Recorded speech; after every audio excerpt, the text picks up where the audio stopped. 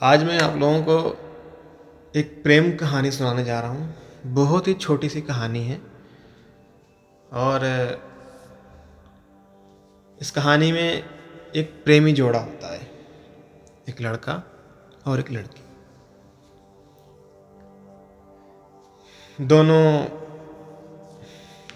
भगवान को साक्षी मान करके अपने अपने कसमें खाते हैं कि हम विवाह करेंगे तो सिर्फ आपसे ही करेंगे। दोनों एक दूसरे से कसमें खाते हैं, ऐसे ऐसे वादे करते हैं और उनका रिलेशनशिप चल पड़ता है। फिर एक दिन उनके मन में आया कि क्यों ना भोलेनाथ का आशीर्वाद लेके आते हैं। तो दोनों पहुंचते हैं कैलाश पर्वत। देखते हैं कि भगवान भोलेनाथ ध्यान में मग्न हैं, ध्यान में बिजी हैं। ध्यान टूटने का इंतज़ार करते हैं। जब ध्यान उनका खुलता है तो उनके दर्शन होते हैं। तो भगवान भोलेनाथ से कहते हैं दोनों कि हम आपस में विवाह करना चाहते हैं और आपका आशीर्वाद हम लेने आए हुए हैं। तो भगवान भोलेनाथ दोनों की तरफ देखते हैं और मुस्कुराते हैं और बोलते हैं कि हम कैसे मान लें कि आप दोनों एक दूसरे के विवाह के योग्य हैं। भगवान भोलेनाथ उनकी योग्यता की परीक्षा लेना चाहते हैं और कहते हैं कि 1 साल तक आप दोनों अगर बिना एक दूसरे से मिले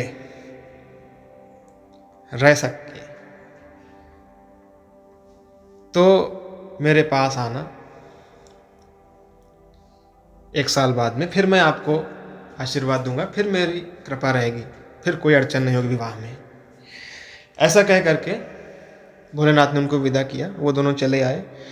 दोनों ने भगवान भोलेनाथ को उनका आदेश मान करके अलग अलग रहना शुरू कर दिया, मिलना बंद कर दिया। हालांकि फ़ोन से बातचीतें हो जाती थी उनकी, फ़ोन से बातचीत करना, सारी चीज़ें होती रही। 3-4 महीना बीतने के बाद में हुआ ये कि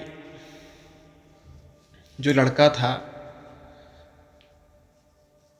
उसकी तबीयत खराब होती है। अचानक से तबीयत खराब होती है तो मिल तो सकती नहीं वो लड़की उस लड़के से, देखने भी नहीं आ सकती। तो उसने फ़ोन से हाल चाल लिया, जैसे ले सकती थी उसने लिया।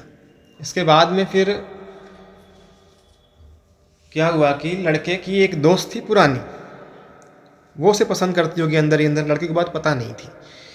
जब तबीयत खराब हुई तो उसने हाल चाल लिया और बहुत ही प्रेम से उससे बर्ताव किया कि आपकी तबीयत खराब है, आप अपना ध्यान नहीं रखते, ख्याल रखते, बाकी सारी चीज़ें।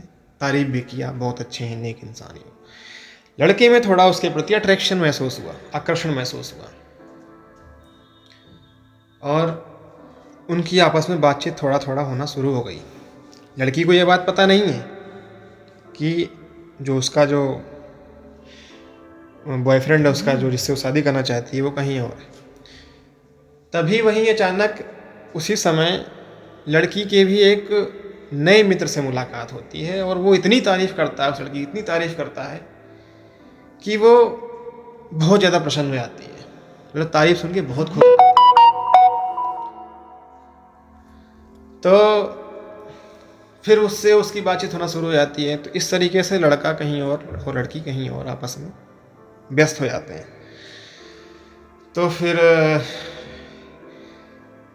इसी व्यस्तता के बाद में जब पूरा 1 साल बीत जाता है तो फिर पहुंचते हैं दोनों भगवान भोलेनाथ के पास में। बोलते हैं कि 1 साल तक हम दोनों एक दूसरे से अलग रहे, बिल्कुल नहीं मिले, तब भी आज हम लोग एक दूसरे के साथ में हैं। ऐसा कहते हैं दोनों भगवान भोलेनाथ से। भगवान भोलेनाथ जोर से हंसते हैं, बोलते हैं तुम दोनों एक दूसरे के साथ हो। तो सबसे पहले लड़के की पोल खोलते हैं कि कहाँ गई तुम्हारी कसमें, जब तुम उस लड़की से बात करते थे, जब तुमने उसको अपने जीवन में स्थान दिया। फिर लड़की से बोलते हैं कि कहाँ गए तुम्हारे वो वादे, जब तुमने उस लड़के की तारीफ सुन करके तुमने उसको अपने जीवन में स्थान दिया, तुमने उससे बातचीत करना उचित समझा, उसको तुमने अच्छा समझा। तो भगवान भोलेनाथ कहते हैं कि आप दोनों एक दूसरे के योग्य ही नहीं हो, इसलिए आप दोनों का विवाह कभी नहीं हो सकता, आप कितने भी प्रयास कर लीजिए। वो दोनों नाराज़ होते हैं और निराश होकर के वहाँ से चले आते हैं। तो कहानी का सार ये है कि यदि हम रिश्तों में पूर्ण रूप से ईमानदारी बरतें तो परमात्मा भी हमारा साथ देते हैं।